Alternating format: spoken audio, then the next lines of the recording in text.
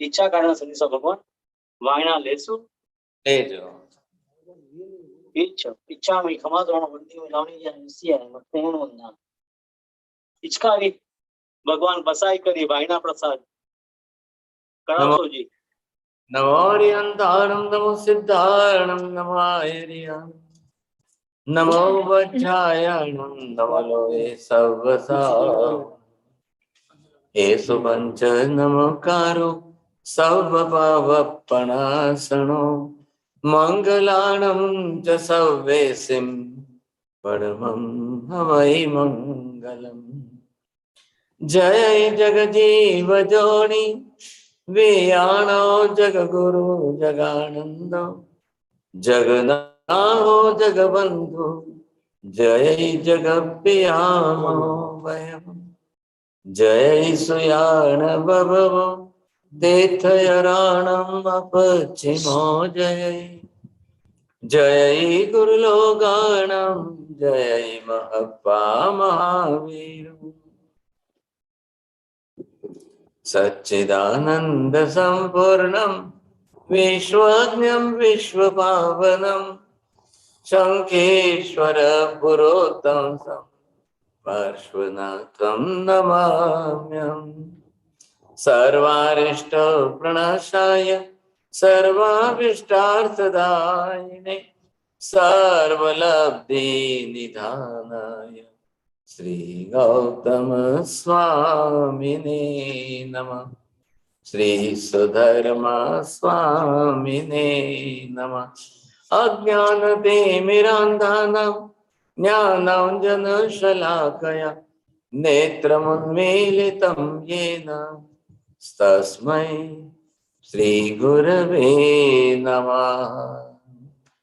धर्म लाभ बहुत बहुत आशीर्वाद। हाँ जी मत्थेण वंदामी साहेब जी। हाँ जी बहुत बहुत आशीर्वाद धर्म लाभ सब मत्थणम वंदामी महाराज साहब धर्म लाभ।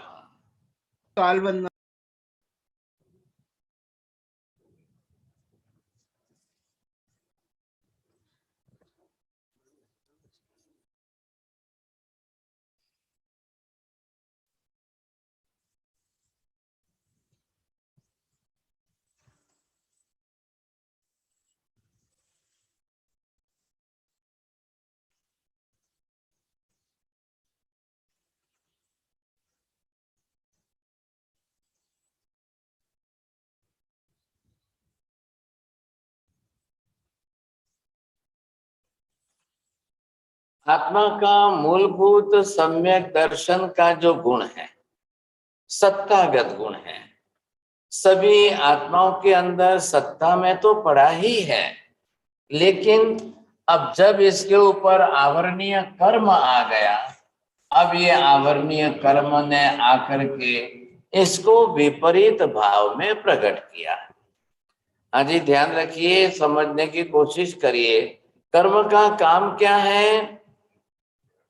कर्म का काम है विपरीतीकरण का, विरुद्ध करना।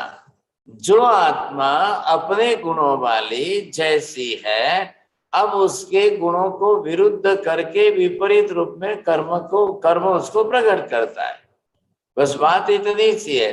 मुझे स्पष्ट दिखाई दे रहा है, लेकिन कर्म के आवरण से अब मुझे दिखना कम हुआ, या कर्म का आवरण 100% हो जाएगा तो I will be totally blind.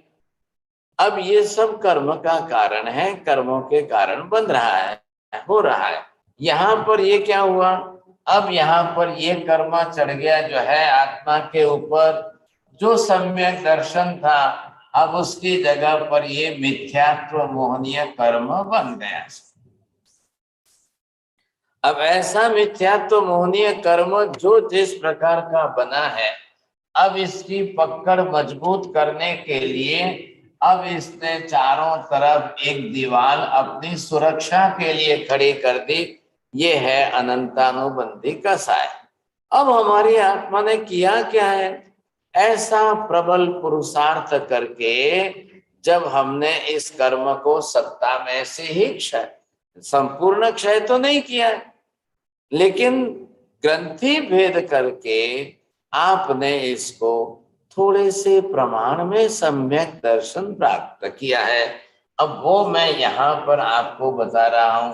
अब मान लो सिर्फ इतने ही प्रमाण में ये क्या देख रहे हो आप?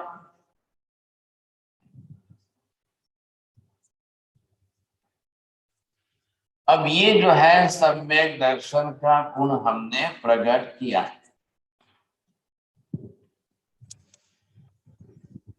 दिख रहा है आपको? दीपक भाई थोड़ा एनलार्ज कर दो बड़ा। तो जो मिथ्या तो मोहनीय कर्म है, अब ये मिथ्या तो मोहनीय कर्म हमारा जो है अभी 100% तो नहीं गया है, 100% तो नहीं गया। अगर 100% ये मिथ्या तो मोहनीय कर्म चला जाए तो फिर सम्यक दर्शन क्षायिक भाव का प्रकट हो जाएगा, फिर वो क्षायिक भाव में आ जाएगा। लेकिन ऐसा हुआ नहीं है। तो अभी हमारा जो है मिथ्या तो मोहनीय कर्म सत्ता में पड़ा है, लेकिन फिर भी हम ग्रंथि भेद करके यहां तक पहुंच चुके हैं। तो आपने कितना प्रकट किया है? अब वो ग्रंथि भेद करके मिथ्या तो मोहनीय कर्म के किसी ने 10%, किसी ने 20%, किसी ने 30%। तो ये कौन सा हुआ है साहब? सबसे पहले जो हुआ था अब वो उपशम भाव का था।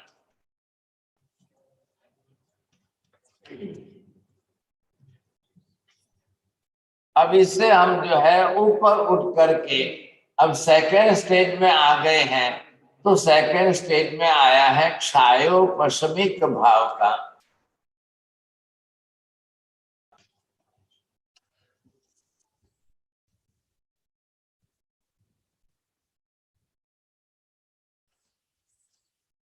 ये क्षायोपशमिक भाव का सम्यक दर्शन हमने प्रकट किया है। अब क्या करना साहब? मतलब क्या हुआ है? दो शब्द को देखा आपने, क्षय कितना किया और उपशम कितना किया है। ये क्षय हमने 20% किया है और अभी ये कर्म हमारा अभी भी सत्ता में पड़ा हुआ है। अब ऐसी परिस्थिति में भी इस इतने सम्यक दर्शन की भी रक्षा करनी है। अब इसकी रक्षा करने के लिए हमें क्या करना चाहिए? इतना ही है, भले 20% है, 30% है, जो है जितना है। अब इस सम्यक दर्शन को सुरक्षित रखने के लिए अब हमको क्या करना चाहिए? अब सराउंडिंग आपके चारों तरफ की पूरी दुनिया के अंदर अब राग द्वेष क्लेश कसाय वातावरण, असत्यता, विपरीतता, विरुद्धता, बहुत कुछ है, बहुत कुछ है। इतनी ज्यादा है कि आपका सम्यक दर्शन 2 मिनट में जा सकता है, 1 मिनट में जा सकता है। ऐसी परिस्थिति बहुत बड़ी है साहब। लेकिन अब इसको सुरक्षित रखना है तो क्या करना पड़ेगा हमको? सम्यक दर्शन हमने प्राप्त भी किया है, बहुत कच्चा है सब अभी। आप देख रहे हैं ना, एक छोटा बच्चा है, अब जन्म हुआ है 2 महीने का, 4 महीने का, 10 महीने का। अब उसको जो है माँ बाप या घर के सभी मेंबर उसको जो है किस तरह से संभालते हैं, रखते हैं। लेकिन वही बड़ा होने के बाद कोई उसको अंगुली पकड़ने की जरूरत नहीं रहती है। लेकिन बच्चा जब इतना छोटा है तो अंगुली पकड़नी पड़ेगी। चारों तरफ से लोग सब उसको संभालने के लिए तैयार है। अब नादान है ना, ना समझ है।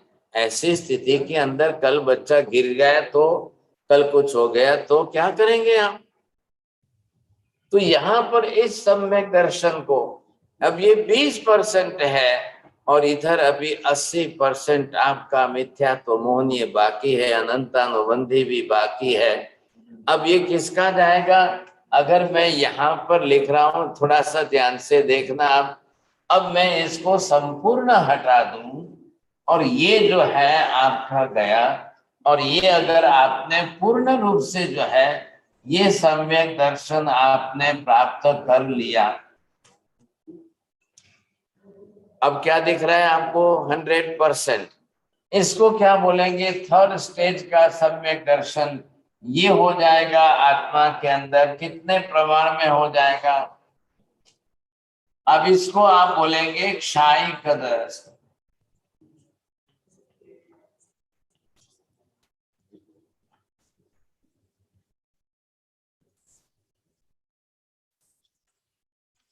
ये हो गया क्षायिक सम्यक। लेकिन ग्रंथि भेद करते समय तुरंत कोई क्षायिक सम्यक प्राप्त करे ऐसे तो कोई नहीं है भाई साहब। लाखों करोड़ों में अरबों खरबों में कोई नहीं मिल रहे, एक एग्जाम्पल भी तो नहीं मिल रहा है ऐसा। ये क्षायिक सम्यक वाला ये आज नहीं है। हाँ जी, श्रेणिक राजा ने भी पहले सम्यक दर्शन प्राप्त किया ग्रंथि भेद करके, तब तो उपशम भाव का, उसको बोलते हैं औपशमिक सम्यक्त्व। थोड़ा सा नाम के अंदर ये फर्क आ रहा है, तो ये कौन सा हुआ है? ये औपशमिक है।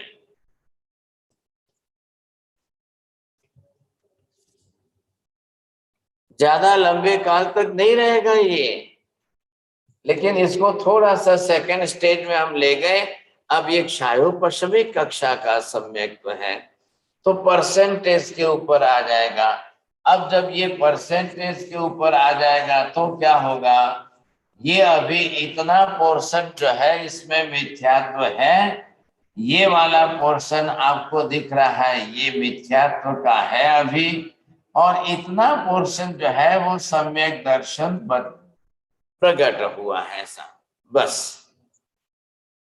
इतना सा पोर्शन आप देख रहे हो, तो ये मिथ्यात्व अभी 80% है और ये सम्यक दर्शन आपने 20% ही प्रकट किया है। अब ये इतना सा जो हमने प्रकट किया है, अब इसकी सुरक्षा करनी कितनी जरूरी है, थोड़ा इधर ध्यान से देखेंगे आप। एक तरफ तो कल जो है ये कर्म सत्ता में पड़ा है और इसका भी उदय होने के चांसेस बहुत है। अब जब इसका भी उदय होगा तो इधर से आप क्या उस सम्यक दर्शन से इस उदय को कट करके दबा सकेंगे? ध्यान रखिए, कर्म जो भी सत्ता में पड़ा है, आज नहीं तो कल, कभी ना कभी तो वो उदय में आएगा ही आएगा। बस सिर्फ सवाल किसका है? आबादा काल तक का ही है, तो उदय में तो आना ही है उसको।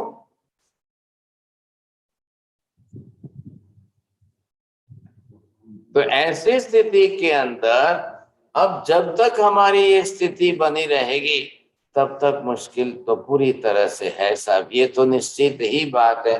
तो ऐसी स्थिति के अंदर अब हमको ऐसे सम्यक दर्शन, क्योंकि अब वो जो है वो क्षायिक नहीं है, ये अब सम्यक दर्शन क्षायिक भाव के नहीं है, अब वो क्षायोपशमिक भाव के है।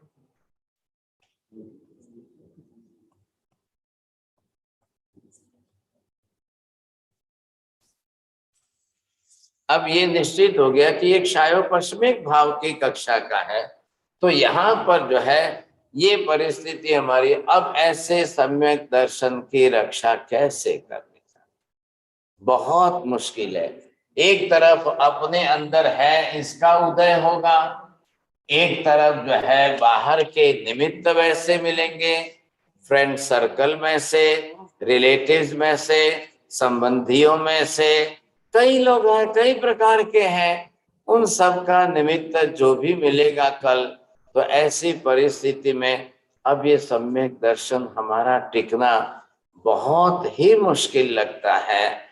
इसलिए आपको ये 6 प्रकार की यतना जो बताई 2-3 क्लास के अंदर हमने, बहुत ही समझ करके सुरक्षित रखना है। तो यतनाएं जो थी वो सम्यक दर्शन को सुरक्षित रखने के लिए थी साहब।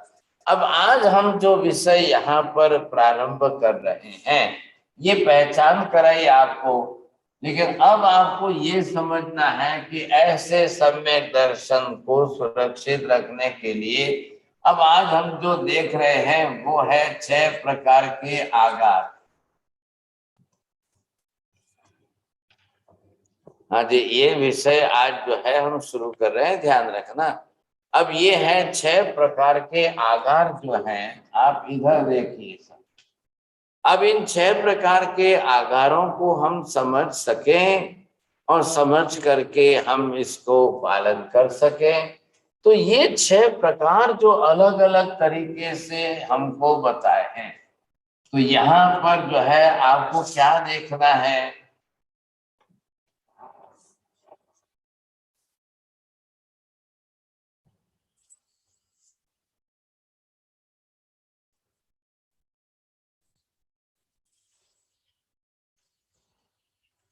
ये 6 प्रकार के आकार। पहली बात यहाँ पर ये समझने की कोशिश करिए, आकार का मतलब ये है ऐसी परिस्थितियां जब निर्माण हो जाए तो हमको थोड़ी सी छूट लेनी पड़ेगी साहब।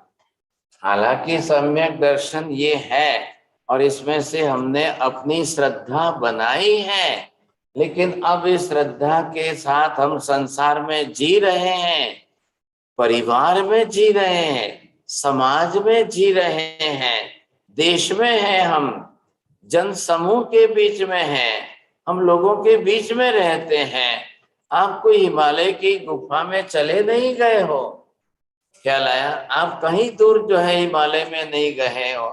ऐसी स्थिति में कभी राजाओं की तरफ तरफ से, मतलब अब आज तो राजा नहीं है तो मिनिस्टर लोग वगैरह समझ लीजिए, कभी जन समूह की तरफ से कभी लोगों का विरोध हो जाए, या कभी कोई ऐसे अशुभ क्षेत्रपाल आदि व्यंतर आदि देवी देवताओं का उपद्रव हो जाए, या फिर जो है कोई ऐसे प्रकार के उपद्रव आपके सामने आ जाए कि जो आपके सम्यक दर्शन को तोड़ने का निमित्त करे, बल प्रयोग हो जाए, ऐसे इन शब्द के साथ जो है वहां पर आपको आकार शब्द जोड़ना है।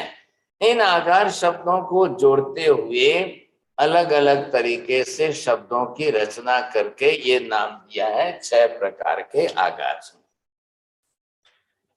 अब ये नंबर 1 पर हम पहले यहां पर ले लेते हैं। तो ये आकार जो है हमको कौन सा दिख रहा है, तो यहां पर बताया कि राजा भी हो,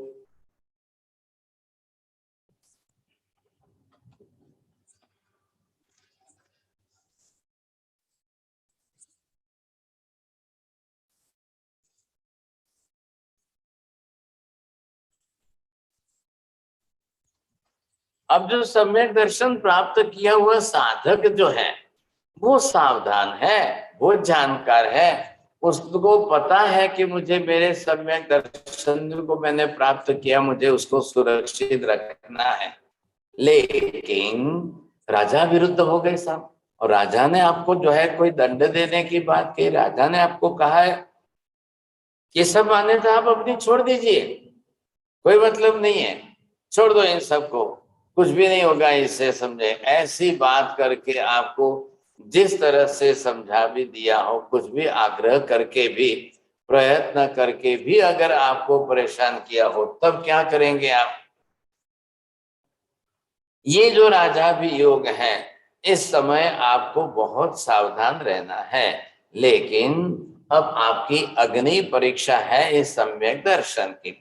ये अग्नि परीक्षा आपकी क्या है ऐसा कि राजा की तरफ से, क्योंकि राजा आपका जैन नहीं है, राजा आपकी श्रद्धा को समझने के लिए तैयार नहीं है। अब राजा ने आपको जबरदस्ती की है, छोड़ो भाई साहब ये सब छोड़ो, पहले आपको जो है मेरा काम ये करना है, मेरा काम ये करना है, ऐसी सब बातें की। उस समय आप इस आगार के रूप में राजा भी योग के निमित्त की छूट ले लीजिए, और छूट ले करके आप थोड़े टाइम के लिए राजा कहे वैसा आपने कर लिया।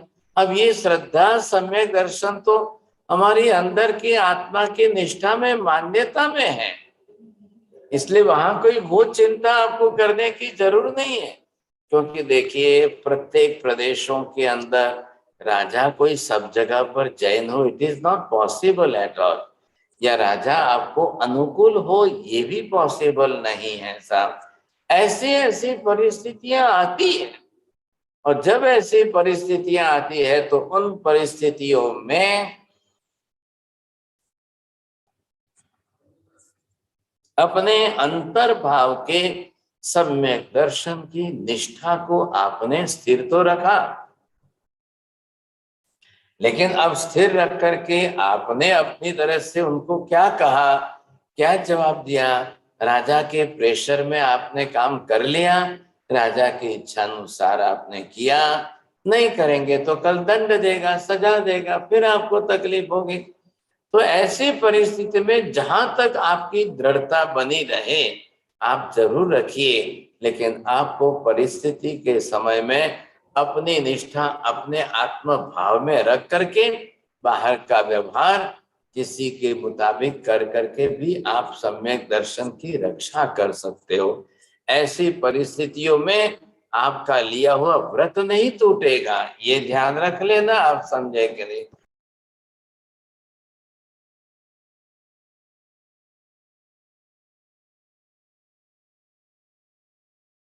स्थिति के अंदर जो है हम ये देख रहे हैं यहाँ पर एक तरफ से जो है राजा भी योग आ गया ऐसा।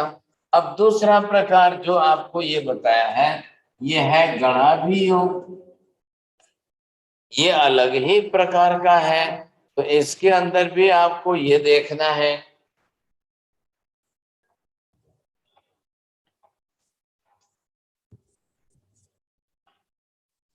हाँ जी, यहाँ पर जो है गण है मतलब पब्लिक है, पब्लिक का समूह है, लोगों का एक अपना समूह है। और लोग अगर आपके ऊपर प्रेशर डाले तब आप क्या करेंगे? जन समूह का आपके ऊपर इतना प्रेशर बढ़ जाए और वो आपको परेशान करे लगे कि नहीं नहीं, अभी आपके सम्यक दर्शन और आपकी श्रद्धा और ये धारणा नहीं चलेगी, यहाँ पर आपको ऐसा करना पड़ेगा वैसा करना पड़ेगा। आप जन समूह के सामने आप अकेले हो। देखिए, आप समझिए आपकी निष्ठा आपके अंदर है, आपकी श्रद्धा आपकी मान्यता में आपकी आत्मा में है, लेकिन ऐसे समय में आपने अपने धर्म को सुरक्षित रखने के लिए जन समूह के सामने भी एक बार जो है, हाँ जी ठीक है बोलिए साहब क्या करना है, क्या काम है, कैसे करना है, हम बताइए मैं कर लेता हूँ, समझे कि नहीं? इस तरह से उन्होंने दूसरों के अधीन होकर के आपको करना पड़ा और आपने कर लिया, समझे कि नहीं? तो ठीक है, कोई हरकत नहीं। तो आप अपनी निष्ठा से अपनी श्रद्धा से अपनी आत्मा को तो समझा सके सुरक्षित, बाकी के लौकिक व्यवहार के अंदर दुनिया के सामने आपने थोड़े टाइम के लिए हाँ जी चलो मैं आप कहो वैसा कर लेता हूं। तो ये निमित्त या ये निमित्त दोनों ही आपके सम्यक दर्शन को बिल्कुल मिटने नहीं देंगे। मिथ्या तो आ जाएगा, ऐसा दोष मत समझिए, समझे कि नहीं? तो ये परिस्थितियां हैं। अब आपकी दृढ़ता कितनी हो, अड़गता कितनी हो। मान लो राजा ने आपको प्रेशर किया कि नहीं आप चलिए यहाँ पर आपको महादेव के, शंकर के या शिवलिंग के वंदन करना होगा, नमस्कार करना होगा, हाथ जोड़ना होगा। मन में आप जो समझते हो आपके मन में आप रखिए और एक बार राजा के बल के सामने, मिनिस्टर नेता आदि के बल के सामने आप झुक करके हाथ जोड़ दिए, चलो ठीक है। अपने अंदर निष्ठा जो बना रखे हो बना करके आप अपने सम्यक दर्शन को सुरक्षित रख सकते हो। तो ये पहले आप समझने की कोशिश करिए, समझे? आखिर सम्यक दर्शन तो आपकी श्रद्धा का विषय है। अभी ये सम्यक चारित्र नहीं है कि आचार का विषय है, आचरण का नहीं, लेकिन श्रद्धा के सद्भाव बने हुए आपके। और ऐसी श्रद्धा के सद्भाव में अगर मान लो आपने थोड़े से समय के लिए ये आपको करना भी पड़ा, किया भी सही, तो भी आप अपने सम्यक दर्शन को सुरक्षित रख सकते हो। खंडित हो गया चला गया ऐसा नहीं है। ख्याल है? मैंने आपको जो है परमात्मा महावीर प्रभु ने मरीचि के तीसरे भव के अंदर किस तरह से सम्यक दर्शन का वर्णन हुआ, अब उसके निमित्त आपको बताए। वो निमित्त ही अलग थे, सोचिए समझे कि नहीं? लेकिन यहाँ पर अब आप समझ गए होंगे तो ये आपको ख्याल आएगा। अब तीसरे नंबर पर जो है ये आपके ऊपर आ रहा है बला भी योग आ रहा है।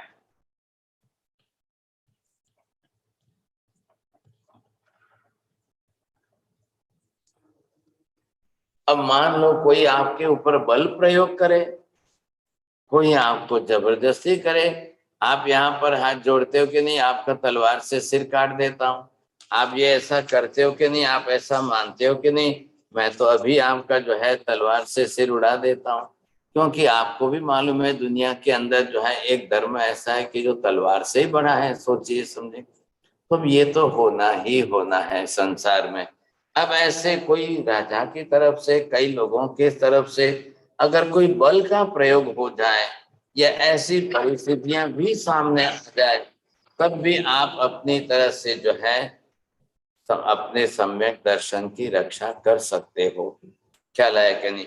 बल प्रयोग के अंदर उस समय जो है, मान लो कोई चोर आए, लुटेरे आए, डाकू आए, गुंडे लोग आए, या उनके सामने सेना आ गई, उनके सबके दबाव के बीच में आकर के आपने उनके कहे अनुसार बोल दिया, कर दिया, कह दिया, तो भी आप अपने सम्यक दर्शन को सुरक्षित रख सकोगे। ऐसा नहीं है कि चला जाएगा और मिथ्या तो आ जाएगा, ऐसा नहीं। हमारा पुरुषार्थ क्या होना चाहिए? ये जो यहाँ पर आप देख रहे हो, आपने कितने प्रतिशत सम्यक दर्शन प्राप्त किया है? 20%। अब इसके परसेंट आपको रोज बढ़ाने हैं। जब आपने ये परसेंटेज बढ़ाना शुरू किया साहब, अब ये बढ़ा, अब तीसरी बार बढ़ा, अब ये और बढ़ा साहब, तो आपने कितना बढ़ाया है? इस तरह से करते करते आपने सम्यक दर्शन को अब 20 से बढ़ा करके 40 कर दिया साहब। ये हमको रोज ही करना है, देखना है हमको बरोबर। ऐसा नहीं है कि हम जो है अपनी तरह से छोड़ दें बाजी। नियमित ये कैसे बढ़ेगा? ये 20 के 40% कैसे होंगे साहब? आपकी निष्ठा बढ़ती जाएगी, श्रद्धा आपकी बढ़ती जाएगी, तत्वों के बारे में, पदार्थों के बारे में, सत्य सिद्धांतों के बारे में, शाश्वत सिद्धांतों के बारे में। अब आप जो पुरुषार्थ करेंगे, जितना पुरुषार्थ करेंगे, जैसे पुरुषार्थ करेंगे, तब जाकर के वो आपके साथ में बढ़ता जाएगा। ये विशेषता जरूर है। अब आप अपनी विशेषता को बढ़ाइए। अगर ये हमारा हो रहा है, 20 से 40% तक हम पहुंच रहे हैं, कल 40 से 50 पहुंचिए, कल 50 से आप 60% पहुंचिए। इस तरह से ही संभावना बढ़ेगी, नहीं तो नहीं बढ़ेगी। लेकिन अब आप भी समझ रहे हो, आत्मा जीवादि 9 तत्व मानना है, आत्मा से लेकर के मोक्ष तक के पदार्थों को मानना है, यहाँ 24 तीर्थंकर भगवंतों को मानना है, देव गुरु धर्म का स्वरूप सामने है। लेकिन कभी कभी ये बलाभियोग की परिस्थितियों में आपके जीवन को खतरा जब लगे आपको, और बल प्रयोग से आपको नुकसान होने की संभावना पूरी हो, उस समय थोड़ी देर के लिए आपने अगर वैसा कर लिया, तो ये शास्त्र कह रहा है, शास्त्र कह रहा है कि बलाभियोग की परिस्थिति में अगर आपने कुछ ऐसा किया, तो भी आपका सम्यक दर्शन चला नहीं जाएगा, मिथ्या तो आ नहीं जाएगा। आपने जो कहानी सुनी है या चरित्र सुना है, परमात्मा महावीर प्रभु की आत्मा ने मरीचि के भव में अब किसी के दबाव में आकर के नहीं बोला है, ऐसा किसी के कहने से नहीं बोला है। कोई गणा भी योग नहीं था, कोई राजा भी योग नहीं था, कोई बला भी योग नहीं था। लेकिन अब मरीचि जो है, शिष्य लोभ में आकर, मेरी सेवा करने वाला कोई सेवक मुझे चाहिए, इस लोभ के अंदर आकर उन्होंने कपिल के सामने जिन शब्दों का प्रयोग किया, उसके हिसाब से उनकी बातचीत बिगड़ गई। ये समस्या आ गई, समझे कि नहीं? अब वो जो है, उनको विचार अपने इस प्रकार के करने पड़े। तब उन्होंने कपिल को जवाब दे दिया, कपिल कपिला इत्थम पी हयम। हाँ जी, समझिए साहब, ऐसा भी है, ऐसा भी है, वहां भी धर्म है, यहाँ भी धर्म। अब ये तो उन्होंने किसी के दबाव में आकर के नहीं, लेकिन अपनी तरह से शिष्य लोग के अंदर फंस करके इन्होंने विचार बदले, और कुछ नहीं। बस बात इतनी सी थी। अब शिष्य लोग में आकर के उन्होंने विचार बदल दिए। तो ऐसी जो परिस्थितियां होती है, इन परिस्थितियों का जवाब क्या देना, कैसे जवाब देना, तो वहां पर आपको बदलना है, समझे कि नहीं। अब एक मान लो कोई चौथे नंबर पर देखिए, कोई देवी देवता, देव आदि के देवा भी योग नाम दिया है इसको।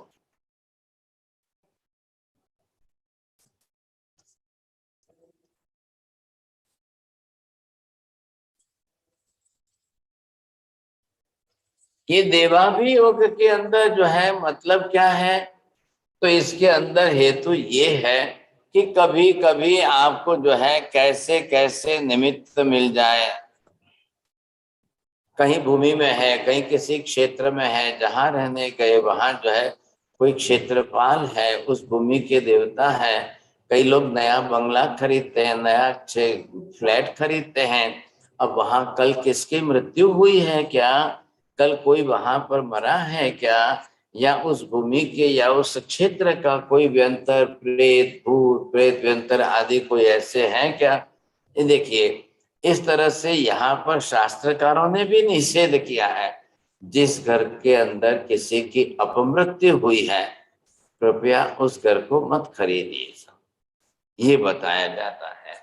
शास्त्रों के अंदर भी ऐसी बातें आती है, ख्याल है कि नहीं। क्योंकि लोग जो है जब किसी प्रकार का निमित्त हो जाता है, लोग छोड़ देते हैं, तो वो घर बदल जाते हैं, आखिर वो घर किसी को बेचेंगे ना, तो वो घर जब दूसरे लेंगे तो शायद जो है कोई ऐसे व्यंतर आदि के उपद्रव होने की संभावना बढ़ जाती है। अगर मान लो आपने लिया है, आप जैन हो और वो आपके पहले वाले तो जैन नहीं थे, अन्य लोग थे, अब उनके साथ आपके विचारधारा तो नहीं मिलेगी, अब वो तो छोड़ के गए। लेकिन अब उस घर में कोई मर्डर हुआ था, किसी का खून हुआ था, कोई मरे हैं, कोई ऐसा हुआ है, कोई एक बार हुआ है, कोई दो बार हुआ है, जिस तरह से, तो कल उनकी आत्मा भटकती हुई वहां पर जो है वो किस रूप में आए, कैसा रूप धारण करे, शायद आपको भी ये तकलीफ आ सकती है। तो इसलिए ना कहा है कि देवा भी योग में भूत प्रेत व्यंतर डाकिन शाकिन आदि ऐसे हल्की जात के देवी देवताओं के द्वारा उपद्रव की परिस्थितियां जब आ जाए तब आप क्या करेंगे। ऐसा भी होने की संभावना बहुत बार रहती है, होती है। कई बार देखिए, नई नई बहू आती है दूसरे घर से, अब वो आपके घर में आई और आपके परिवार के रिवाज है, परंपरा है, सब कोई गोत्र देवता, कुल देवता, कुल देवताओं को जाकर के कोई नैवेद्य चढ़ाते हैं, कोई गोत्र देवता के कुछ चढ़ाते हैं। और वो नई बहू आई, उसने बोला मैं तो ये सब कुछ नहीं मानती हूँ, मैं तो ऐसा नहीं करती हूँ, मैं तो ऐसा नहीं कर। अब ये उसके कारण जो है शायद घरों में कल किसी का उपद्रव हो, कल कोई निमित्त आकर खड़े रहेंगे, तब आप क्या करेंगे, ये समस्या है आपके लिए। तो इन हेतुओं को भी थोड़ा सा ध्यान में रखिए। शास्त्रकार कह रहे हैं कि ऐसे देवा भी योग, राजा भी योग, गणा भी योग, ऐसे बला भी योग के अंदर भी आप अपने सम्यक दर्शन को सुरक्षित रख सकते हो, ऐसी कोई चिंता करने की जरूरत नहीं है। ये आपके लिए हेतु बताया जा रहा है। अब इसी तरह से आपने देखा, कल कोई माता पिता, देखिए कई बार होता है ना, समाज तो बदलता रहता है ना, लोग अब जैन की लड़की कन्या जो है अजैन के घर में जाए, अजैन के घर की कन्या को जो है प्रेम विवाह के कारण जैन के घर में आ जाए। अब उसको तो मालूम ही नहीं है साहब इनके घर के रीत रिवाज पुराने काल से क्या चल रहे हैं, वो तो समझते ही नहीं, कुछ भी नहीं समझते। लेकिन अब धीरे धीरे धीरे धीरे निमित्त सामने आएंगे, परिस्थितियां बदलेगी, तब शायद वो भी समझेंगे। लेकिन उसमें अब अन्य किसका निमित्त क्या है। अब एक कन्या भी जब ससुराल जाती है तो दूसरे घर के अंदर वहां सास ससुर भी तो होते हैं ना आखिर। अब उनके सामने वो अपना क्या करेगी, कैसे करेगी, क्या होगा, ये उनको ध्यान देना है। तो ऐसे निमित्त आते हैं, बदलते हैं, समझे कि नहीं। अब देखिए, जैसे कई बार जो है आप छोटे हो, आपने सम्यक दर्शन प्राप्त कर लिया, लेकिन आपसे बड़े कई बैठे हैं परिवार में, बुजुर्ग लोग, जिन्होंने ऐसा पुरुषार्थ नहीं किया और वो अभी भी मिथ्यामती है, तो वो कल आपको उपद्रव करेंगे या दो बातों का प्रेशर करेंगे, फिर दो बातों का दबाव डाल सकते हैं आपके ऊपर कभी। ऐसी परिस्थितियों में भी ध्यान रखना, आप अपने सम्यक दर्शन की रक्षा कैसे करोगे। अब देखिए, ये तो सब क्या है, ये अग्नि परीक्षा है भाई साहब। जैसे आप जानते हो, सीता को रावण उठा गया, अपहरण कर लिया। अब वो अपहरण करके अपने लंका के देश में लेकर चला गया साहब। अब ऐसी परिस्थिति में सीता क्या अपना धर्म छोड़ दें? रावण का दबाव तो भारी है। रावण तो सीता के चरित्र को भ्रष्ट करना चाहता है। इन सब परिस्थितियों के अंदर सीता को क्या करना चाहिए? उसने अपनी निष्ठा बनाकर रखी है, अपनी निष्ठा को इतनी स्थिर बना करके रखी है कि उसने अपनी निष्ठा को कोई नहीं, धक्का लगने नहीं दिया, नुकसान होने नहीं दिया। अपनी श्रद्धा को बना करके रखी, तब उसको फायदा हुआ, नहीं तो नहीं होता। तो ये देखिए, सम्यक दर्शन तो अपनी श्रद्धा का विषय है। अब एक कन्या अगर ससुराल जाती है और उसने अगर पुरुषार्थ किया है, ग्रंथि भेद करके सम्यक दर्शन प्राप्त किया, और वो ससुराल जा रही है, अब एक परिवार ही बदल गया साहब। अब ससुर कैसे हैं, सास कैसी है, पति कैसे हैं, देवर जेठ कैसे हैं, ननंद भौजाई के, इन सब के बीच में उसको रहना है। अब क्या करना बताइए सर? वो धीरे धीरे अपनी निष्ठा बढ़ाती जाए, धीरे धीरे यदि उसने सम्यक दर्शन प्राप्त कर लिया है, तो वो अपनी निष्ठा को बढ़ाते बढ़ाते, ध्यान रखते रखते रखते बरोबर चलेगी सर।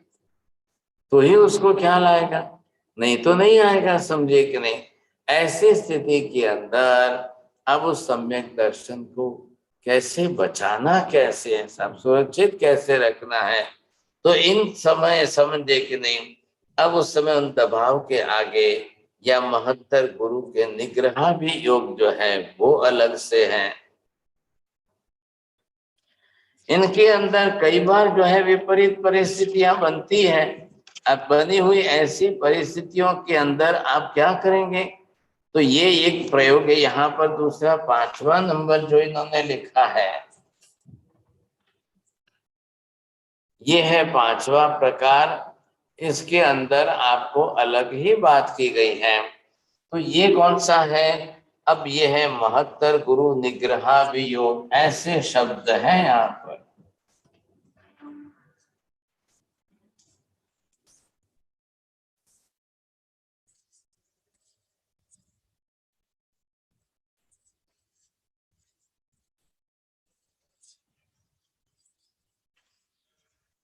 तीन शब्द अलग अलग जुड़े हैं इसके अंदर। अब माता पिता वडील या और किसी महत्तर जो है वो माता पिता के लिए है, और फिर गुरु आपसे बड़े जो हैं उनके लिए कोई वडील है। क्योंकि हमेशा नियम है समाज के अंदर के बड़े भाई की आज्ञा पे छोटे भाई को माननी पड़ती है। घर में अगर सास है तो सास की आज्ञा बहू को माननी पड़ती है। मान लो सास नहीं है और जेठानी है, तो वो भी तो सास की जगह पर है, अब उसकी आज्ञा माननी पड़े, उसकी बात माननी पड़े, और इन सब के निमित्त आकर के आखिर जो है उसको अगर अपनी तरफ से कुछ करना पड़ रहा है, तो अपने मन की निष्ठा अंतरात्मा में बना करके बाह्य निमित्तों से वो चाहे अलग अलग तरीके से कुछ भी कर ले, सब ऐसा हो सकता है। अब यहाँ पर इन सब प्रयोगों के साथ में अब आपको ख्याल आ जाएगा कि किस तरह से जो है कैसे कैसे निमित्त सामने आ सकते हैं। इन निमित्तों के अंदर जो है एक लास्ट प्रयोग, और ये भी है साहब 6ठे नंबर पर आ रहा है। तो इसके अंदर पर क्या निमित्त सामने दिया है आपको? ये निमित्त दिया है इसके अंदर भीषण कांतार वृत्ति।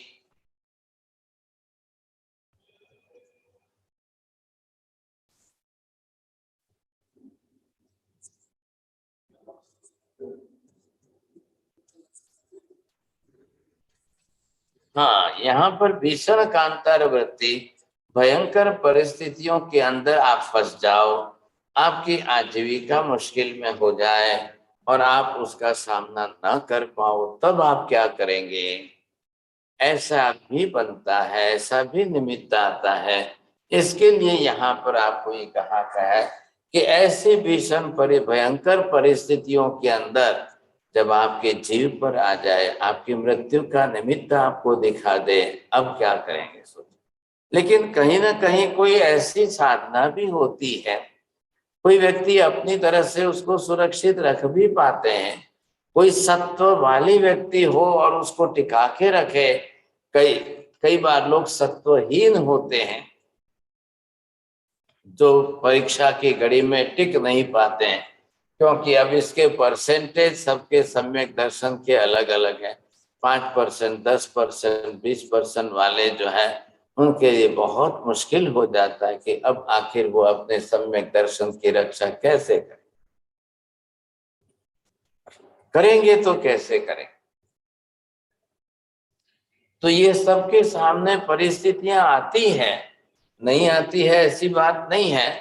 मैं अब प्रसंग कहने बैठूं, कल्पसूत्र आगम के अंदर के प्रसंग की बातें भी है, लेकिन अब करने बैठेंगे तो इतना टाइम नहीं बचेगा।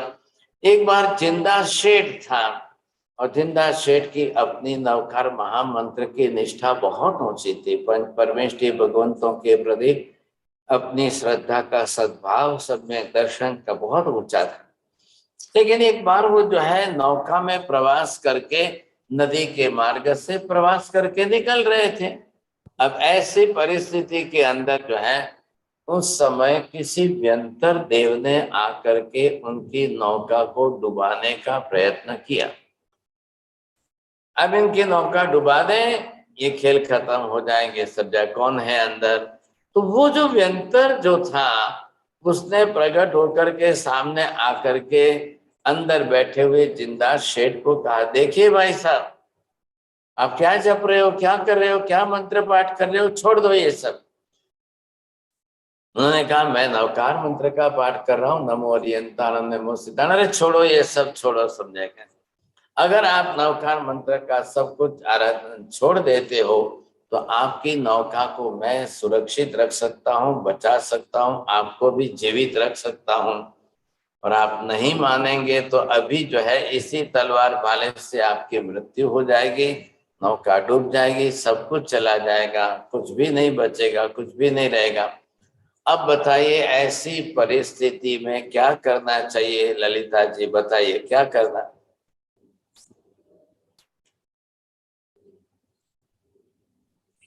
मन में नवकार बोलना है ना। कुंजल बेन, आपको क्या लगता है?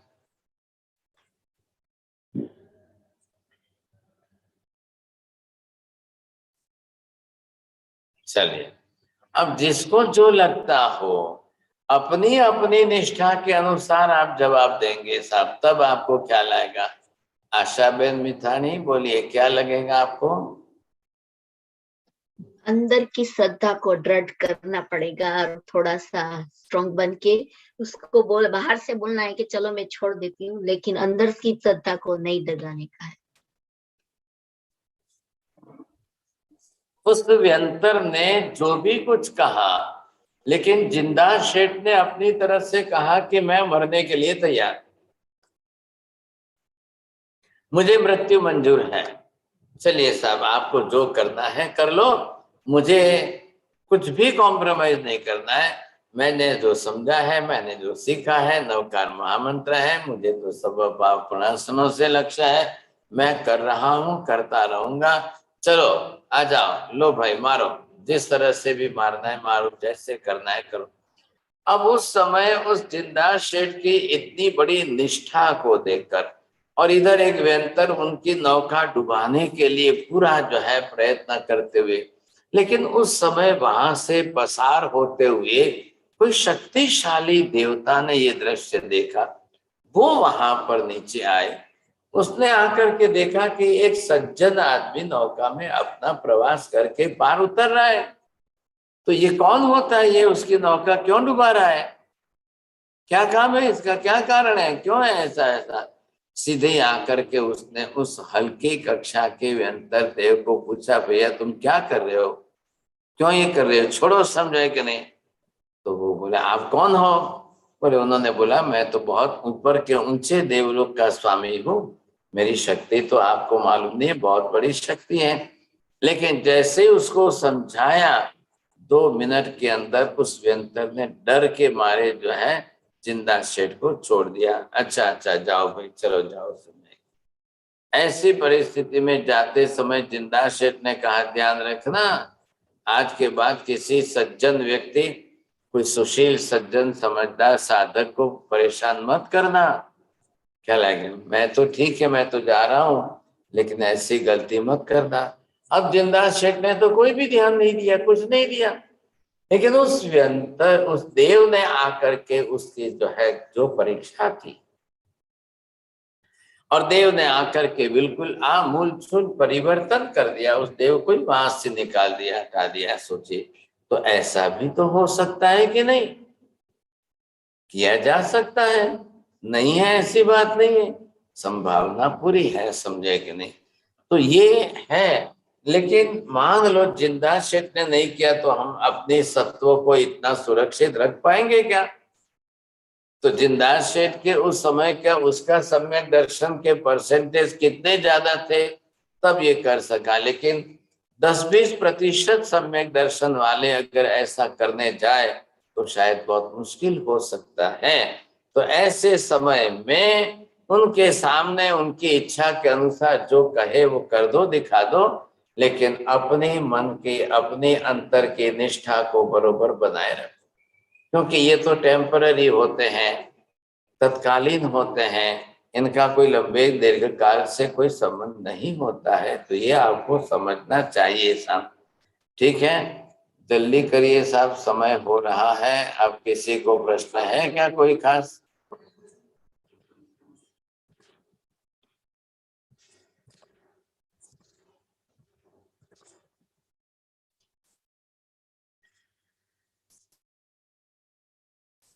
बोलिए उमेश जी, बोलिए।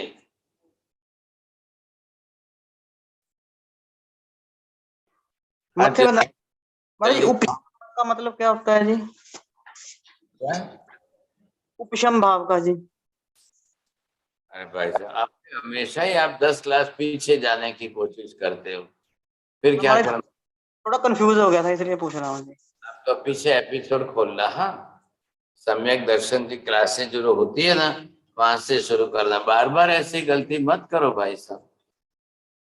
हाँ जी बोलिए, और किसी को पूछना है?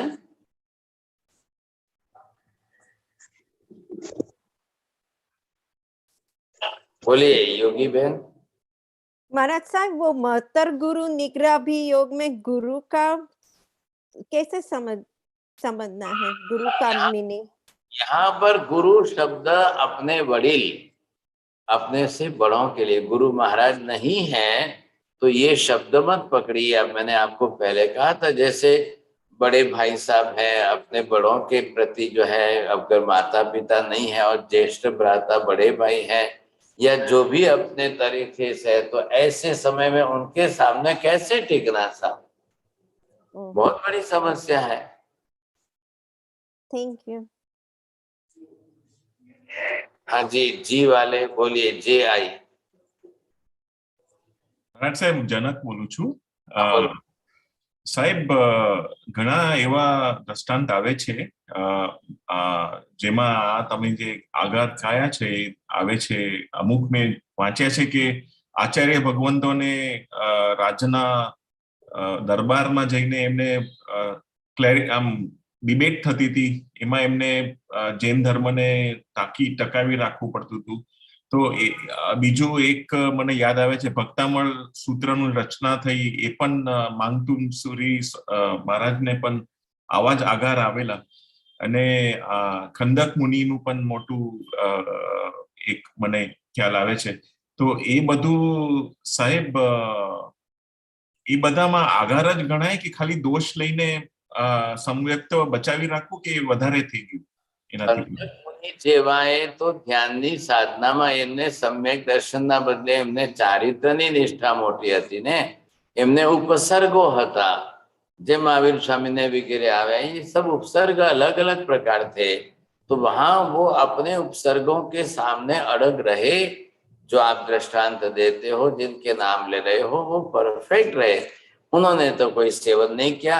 ये किसकी बात आ रही है? हमारे जैसे कच्चे सम्यक दर्शन वालों के लिए परिस्थिति है कि जब हमारा सम्यक दर्शन मुश्किल से है ही 5-10%, और ऐसी परिस्थिति में आज मुझे सम्यक दर्शन हुआ और कल मेरे सामने आपत्ति आ जाए, परिस्थिति आ जाए, तो मैं कैसे टिकाऊं? तो वहां पर ये अतिचार के रूप में है। बाद में आप अतिचार से बदल सकेंगे, समझे, प्रायश्चित भी कर सकेंगे, लेकिन एक बार तो अपनी निष्ठा को तो बनाए रखना ही पड़ेगा। धन्यवाद महाराज सर। बोलिए नवीन भाई। नाइक साहब जी, एक्चुअली आज मैं यहाँ पे आचार्य महाराज आए हुए हैं, तो इनको मिलने गया था। क्या बुक के साथ में जिन सुंदर विजय जी महाराज, जिन सुंदर विजय महाराज आचार्य महाराज है, चंद्रशेखर विजय जी के शिष्य है। तो उनको स्नोकर साधना की बुक मत देखी साहब जी उन्होंने, तो उन्होंने बताया कि महाराज साहब को साता पूछते हुए बताना कि बहुत बड़ा उपकार कर रहे हैं आप। बहुत अच्छी बात। वही बताने के लिए। हाँ, बहुत बहुत अच्छी, बहुत बड़ा उपकार कर रहे हैं बताना। और इसके पहले आपसे करक में महाराष्ट्र में मिले थे, कोल्हापुर के पास में। नमो सिद्धाणम, नमो सिद्धाणम, नमो हरियाणम, नमो वज्रायणम, नमो लोहे सर्वसाहुणम, एसु पंच नमकारो सर्वपापप्रणाशनो, मंगलाणं च सर्वेसिं परमं हवै मंगलम्। मंगलम भगवान वीरो, मंगलम गौतम प्रभो, मंगलम स्थूलिभद्राद्या जैन धर्मोस्तु मंगलम। चत्वारि मंगलम हरिहंता मंगलम, सिद्धा मंगलम साहु मंगलम, केवली बन्धत्तो धम्मो मंगलम। चत्वारि लोकोत्तमा, हरिहंता लोकोत्तमा, सिद्धा लोकोत्तमा, साहु लोकोत्तमा, केवले पन्नत्तो धम्मो लोकोत्तमो। चत्तारि शरणं पवज्जामि, अरिहन्ते शरणं पवज्जामि, सिद्धे शरणं पवज्जामि, साहु शरणं पवज्जामि, केवले पन्नत्तं धम्मं शरणं पवज्जामि। सर्वमंगल मांगल्यं सर्वकल्याणकारणं, प्रधानं सर्वधर्माणां, जैनं जयति शासनम्।